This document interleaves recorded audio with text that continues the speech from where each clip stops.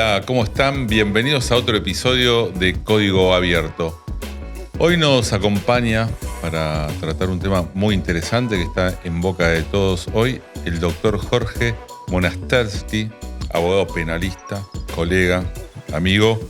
Y bueno, ¿de qué tema vamos a hablar hoy? Hoy vamos a hablar de la reforma al Código Penal.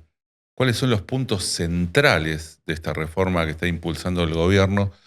Desde el punto de vista técnico, desde el punto de vista general, para destacar los puntos cruciales, esenciales de esta reforma que bueno, nos toca a todos. Es un código penal que data de muchos años y necesita realmente una mirada nueva, una reforma que bueno, está impulsando este gobierno. Jorge, ¿qué tal? ¿Cómo estás? Bienvenido a Código Abierto. Gracias por venir. Bueno, nada, como te decía, como contaba la audiencia, vamos a hablar un poco de la reforma del Código Penal. Un placer, gracias por la invitación.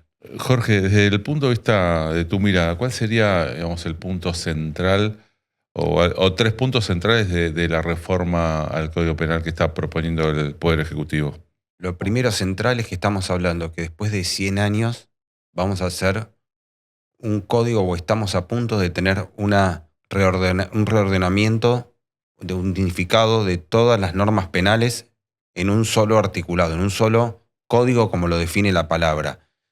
Nuestro Código Penal tiene alrededor de 300 artículos y después tiene un montón de normas especiales, leyes especiales que muchas veces son modificadas o muchas veces se desconoce y trae mucho conflicto. Esto también hace que haya desproporción en las penas y que no tenga una organización sencilla, fácil, que todo el mundo y todos los que somos articuladores de alguna manera del sistema judicial lo podamos entender de manera más sencilla. Entonces, este código va a tener alrededor de 900 artículos y en un solo libro, para que la gente común pueda comprender, Claro. van a estar todas las normas penales, todos los delitos. Bien.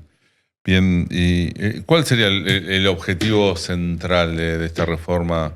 El que ves vos, ¿cuál es la intención del gobierno? Más allá que estamos hablando de un código que tiene más de 100 años y que necesita una reforma hace bastante. Sin lugar a dudas, como política criminal se aumentan las penas como regla en la mayoría de los delitos y se crean otros tipos penales.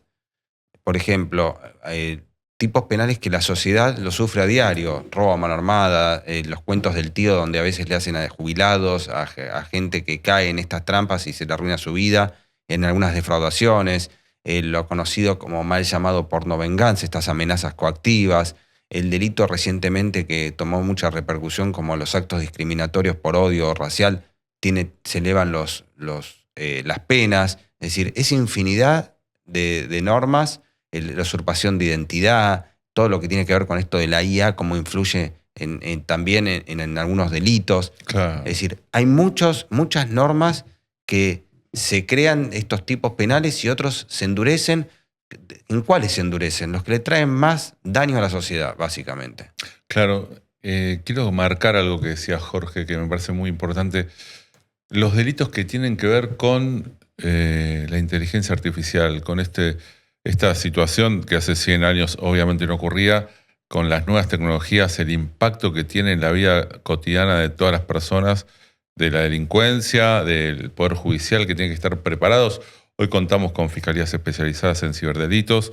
El avance de la inteligencia artificial hace que, bueno, también los delitos tengan otras herramientas tecnológicas para, bueno, poder engañar a las personas con más facilidad. De hecho, las estafas virtuales, los cuentos del tío que antes eran de manera telefónica presencial, ahora tienen que ver van con mutando. Van mutando y utilizan las redes sociales, utilizan quizás lo que es el phishing, todo esto que, bueno, viene a reformarse y darle una pena, encuadrarlo y no utilizar quizás muchas veces analogía que no está permitida en el Código Penal, pero muchas veces para encuadrar este tipo de delitos que no están tipificados se utilizan estas herramientas.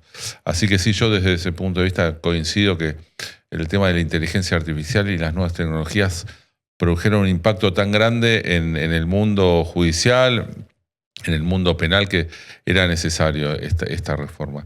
Después tengo una consulta respecto a a esta reforma. ¿Qué opinás de la baja de la edad de imputabilidad? Sin dudas, al menos hace una década que vengo manifestándome en entrevistas como esta o escribiendo sobre la necesidad de un régimen penal juvenil acorde al que tenemos hoy, que data de un decreto del año 1980, un sistema que demostró en la práctica con más de 45 años que fracasó, que los adolescentes, niños, delincuentes, llamémosle de la forma que querramos, no son los mismos o no tienen los mismos comportamientos que en el año 1980. Argentina está de alguna manera fuera de lo que es el contexto mundial, que va entre los 10 y los 14 años en la mayoría de los países.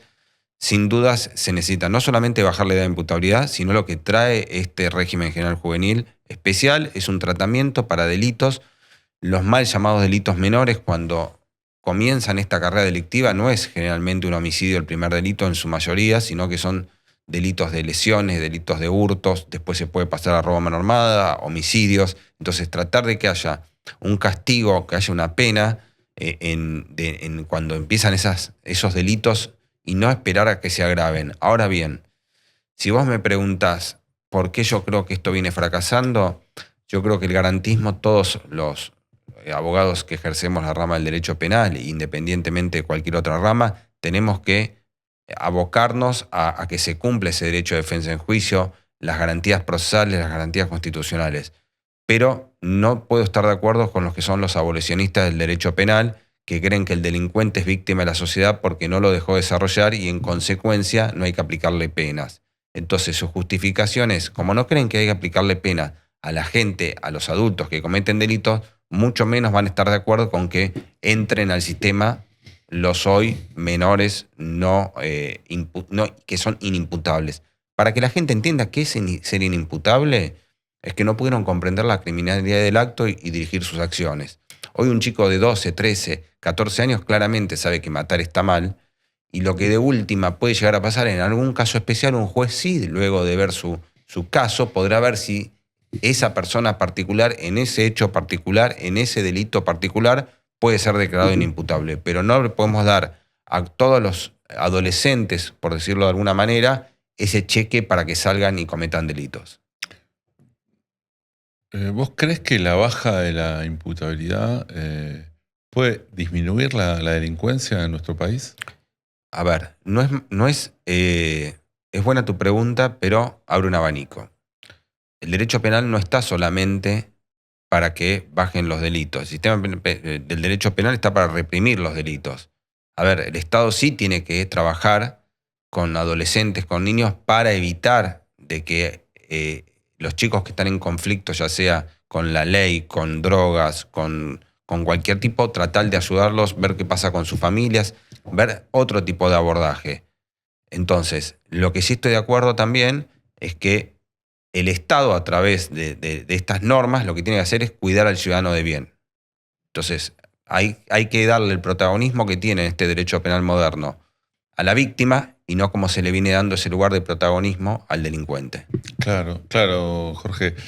Como explicaba hace unos días el ministro de Justicia, el doctor Cunio Libarona, desde el punto de vista de la edad de las personas, cuando comprenden, digamos, lo que están haciendo, lo que está bien, lo que está mal, lo que decía Cunio Libarona, que 14 años en 1980 quizás era un escenario, un contexto determinado.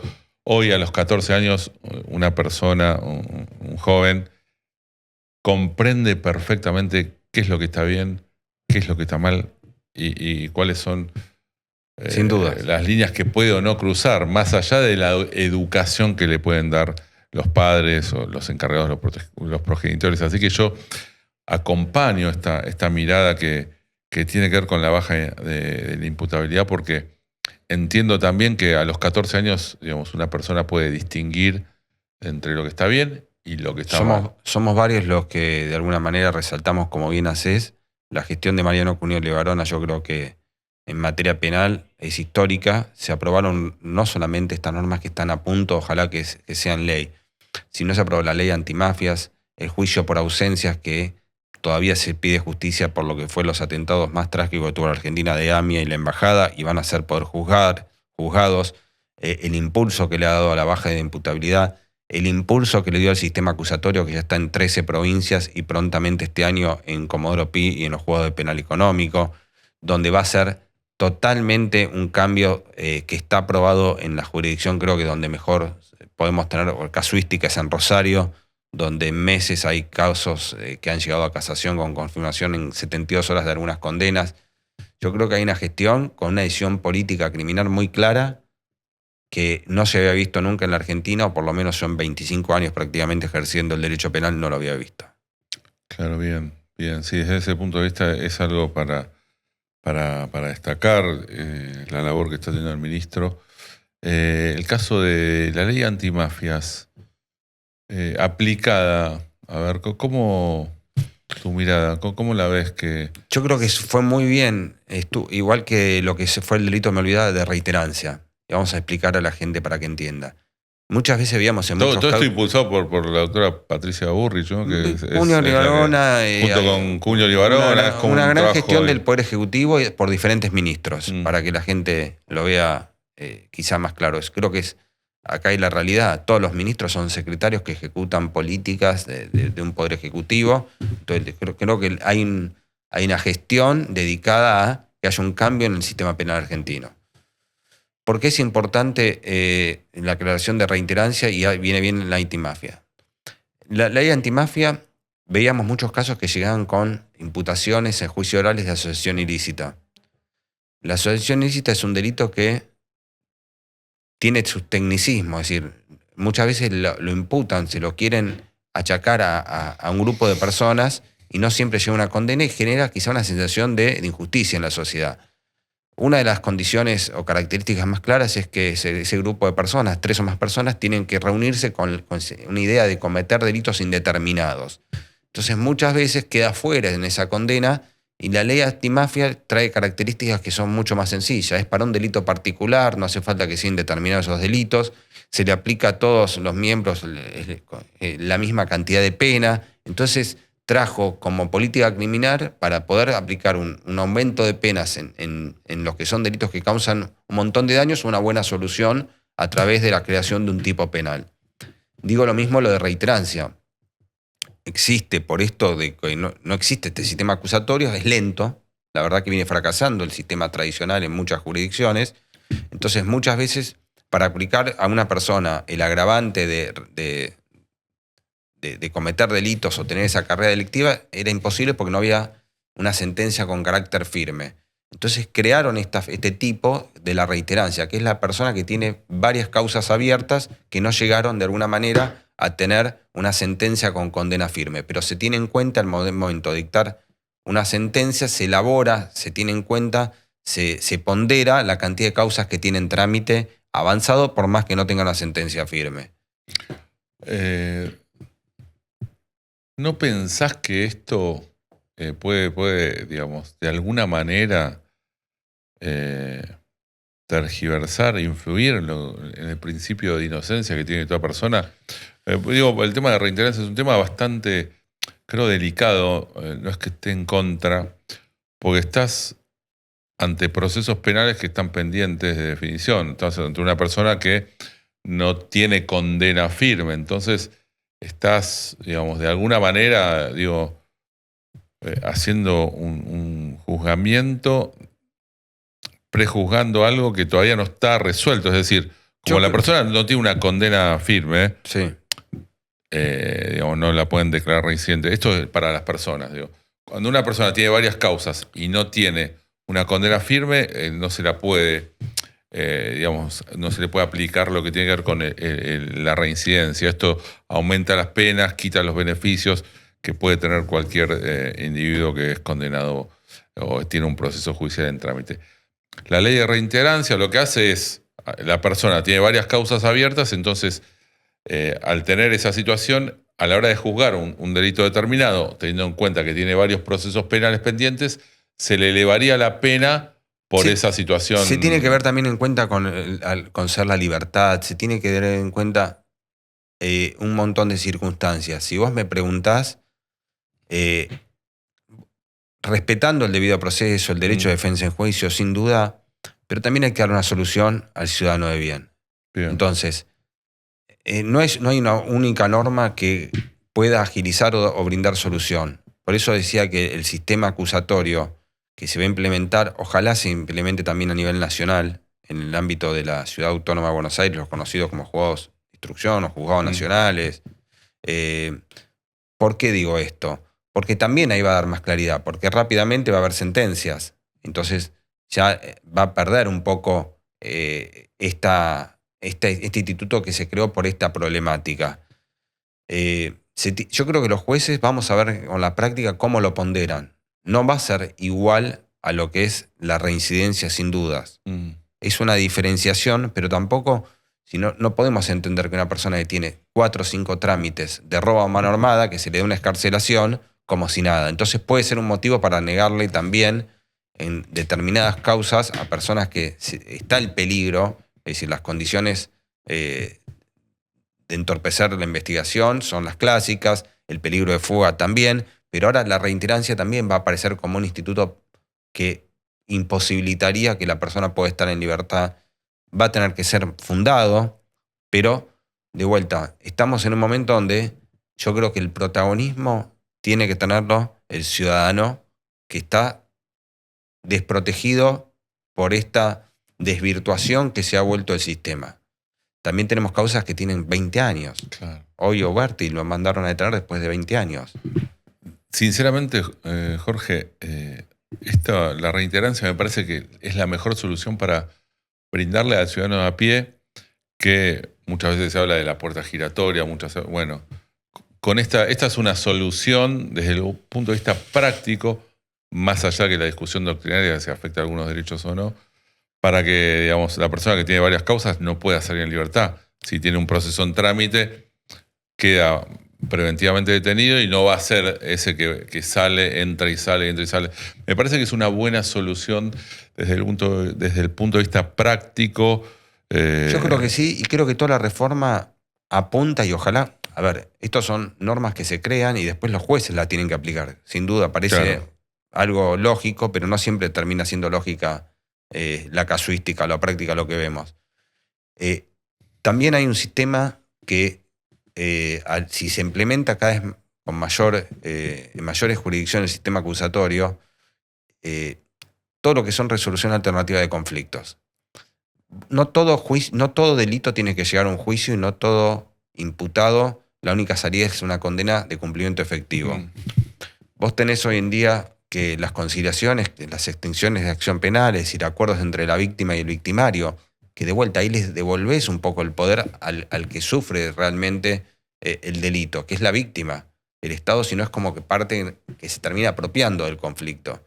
Y muchas veces la gente dice, no, yo prefiero que me devuelvan lo que me robaron antes que esté preso, o ni preso, que tenga una condena en suspenso. Claro, nosotros tuvimos muy conocido hace muy poco tiempo, estamos patrocinando, digamos, a víctimas de un estafador, es el llamado estafador de Nordelta, que claro, la persona ahora está detenida, las personas afectadas, algunas puede ser que coincidan en que esa reparación económica para poder, digamos, llegar a una solución componedora, prefieren a que la persona esté presa, detenida, me parece muy bien. Pero otras que han afectado otras situaciones, pues en el día a día había una de las víctimas que tenía una persona familiar enfermo y esta persona le prometió ganancias extraordinarias, esta persona le entrega la plata, nunca más la ve, se dio cuenta de lo estafan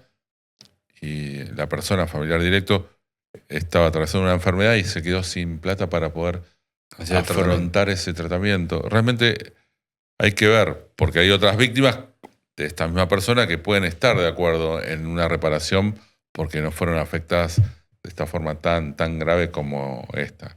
Hay que ver cómo se puede, ¿no? Cada caso se va a merituar, pero el caso que resaltás bien vos tiene que ver con la conciliación, a diferencia de la probation que puede estar en contra de la víctima y el fiscal, si está de acuerdo, se la conceden igual. Pero la conciliación, es decir, que las partes estén de acuerdo y extinguir la acción penal de alguna manera, de esa manera, directamente es como que el Estado se corre. El Estado lo que dice es, si la víctima está de acuerdo y el que cometió el delito se hace cargo de solucionarlo. Bueno, yo no tengo más nada que solucionar acá, no tengo más que... Vos pensás que las cárceles tampoco dan lugar, y hay una selectividad también del sistema penal, sin duda. Plenamente. Lo conocemos, y quizá que obviamente nos causa más perplejidad el tema de los delitos de violencia o de los delitos, como decís vos, contra el patrimonio, donde le arruinan la vida a las personas y muchas veces por vergüenza ni se denuncia. Está lleno de esos casos.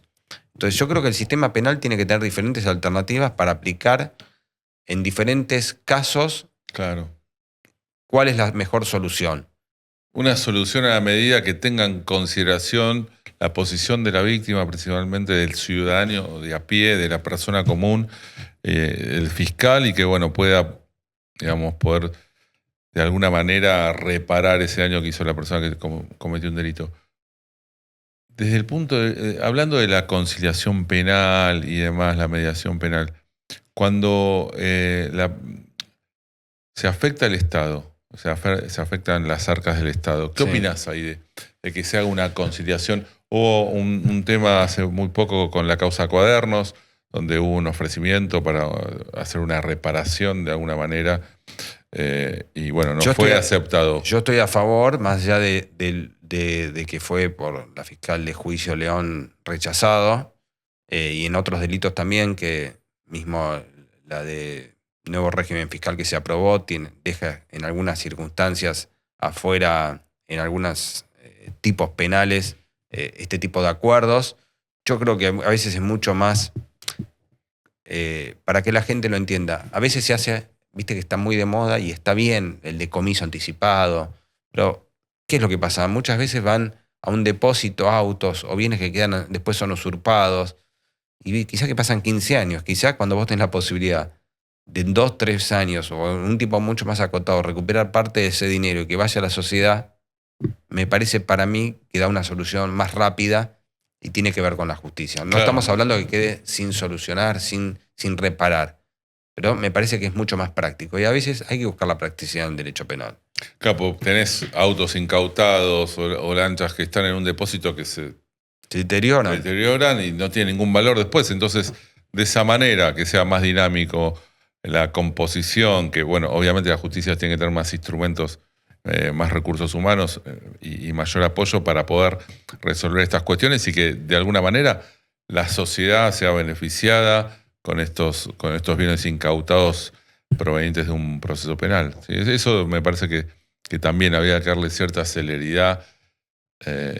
Y bueno, con el tema de conciliación estoy totalmente de acuerdo. Estamos hablando de causa Cuadernos, que son muchos miles o millones de dólares que están ofreciendo en reparación, que iría para hacer hospitales, escuelas, o para cubrir el déficit. O sea, alguna cuestión que al Estado le sirva, le sea útil, y estas personas, bueno, obviamente... Vos pensás que podría ser una solución hoy, y es un juicio que va a durar 3, 4 años, solamente, o 3 años, dicen aproximadamente. El debate. Y después todas las apelaciones que quede sentencia firme pueden pasar 10 años.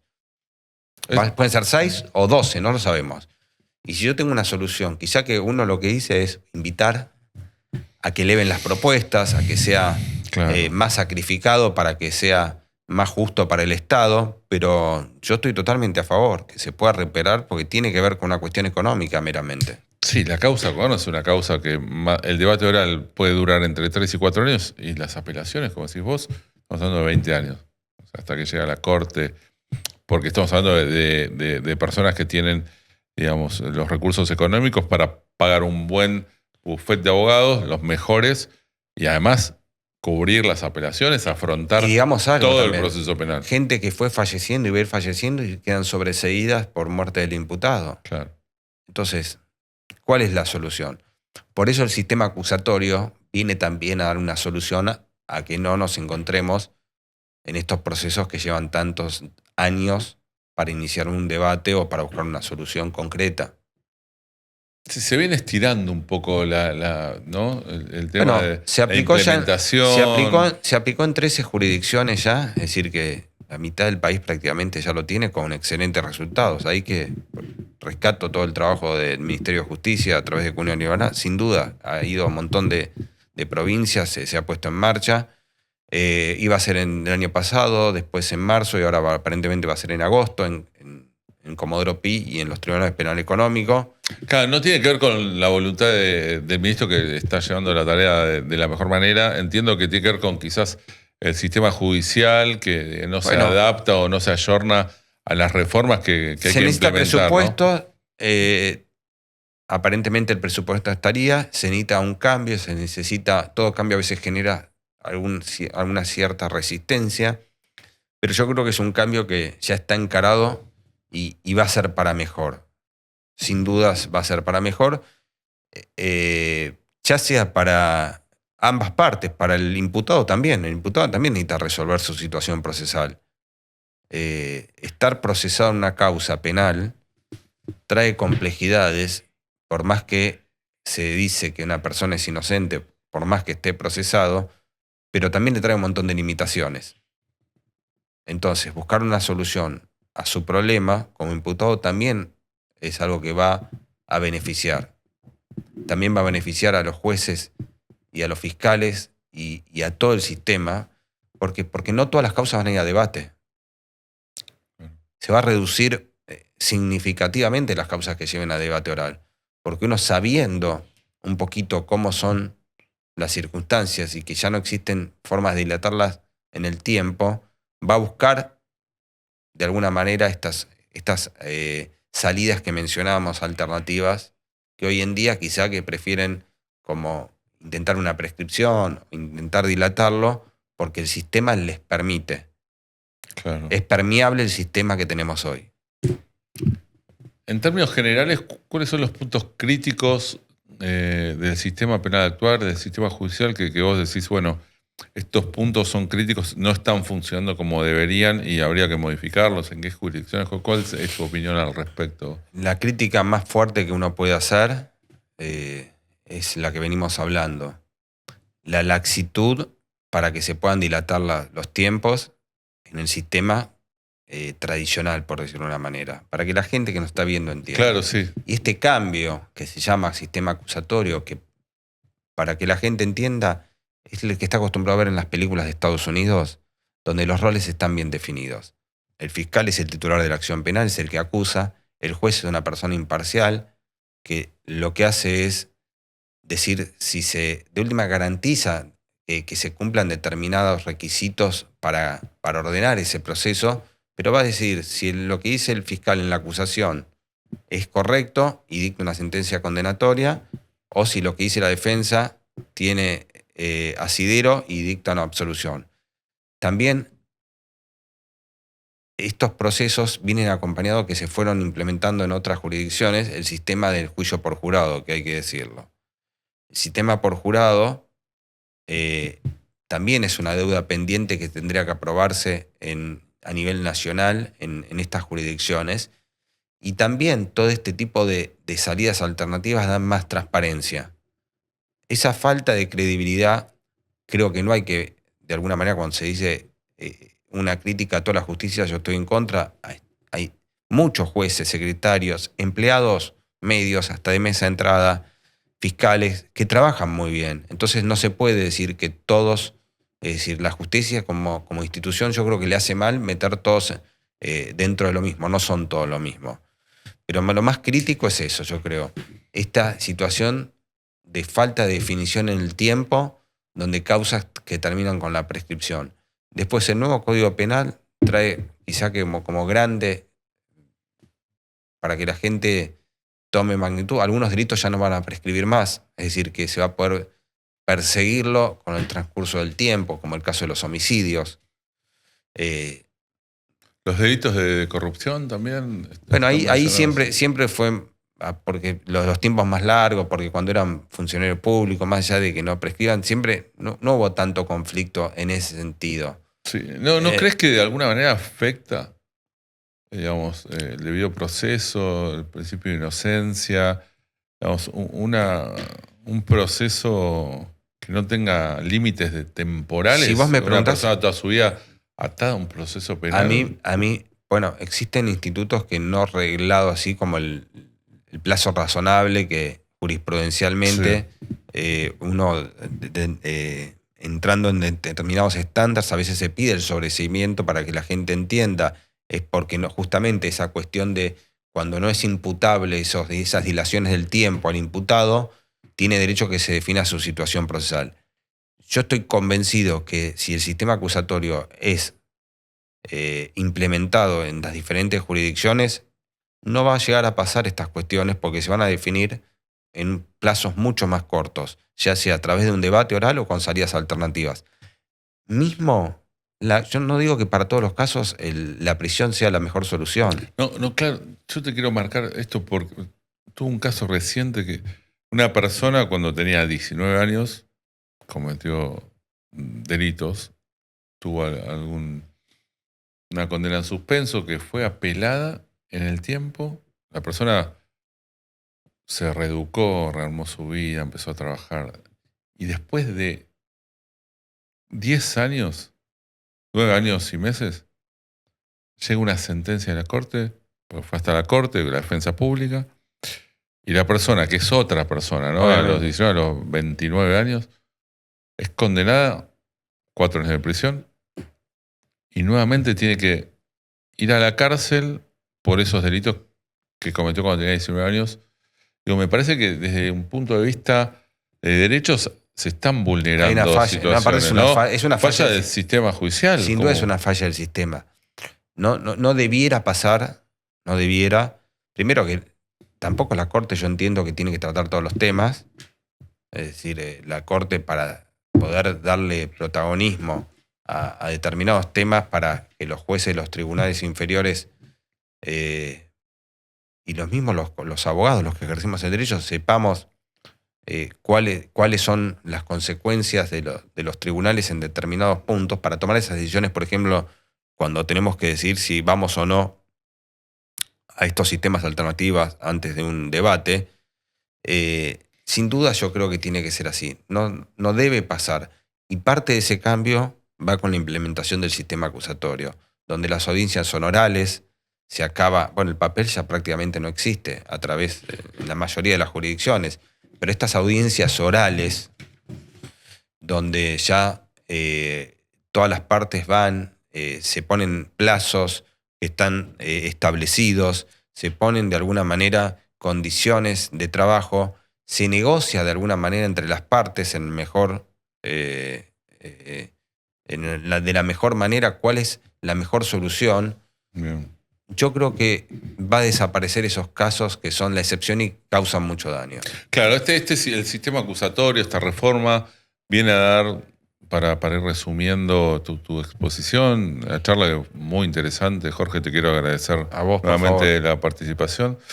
Estamos hablando de algunos puntos, hablamos durante toda esta charla, que son críticos y que esta reforma viene a darle tranquilidad, echarle luz y darle soluciones al ciudadano de a pie que está lidiando muchas veces con menores que cometen delitos y no pueden ser juzgados por tener más de 14, 15 años, cuando entendemos todos que una persona de 14 años, 15 años entiende qué es lo que está bien y qué es lo que está mal. Es algo sencillo. Lo que tiene que ver con los procesos penales, esos procesos penales tienen que tener una duración determinada. Lo que tiene que ver con la reiterancia, eso es valioso para que para esa puerta giratoria, esa llamada puerta giratoria, se termine, porque si tiene varios procesos penales abiertos, esa persona no va a poder recuperar la libertad hasta que no se resuelva toda su situación procesal. Es decir, rescatamos de la reforma todos los puntos estos que charlamos, así que para ir redondeando y finalizando, te agradezco, Jorge, gracias por venir. Bueno, este fue otro episodio de Código Abierto. Gracias por estar ahí. Abrimos otro nuevo código. Hoy tratamos la reforma del Código Penal con el doctor, así que muchas gracias por estar ahí.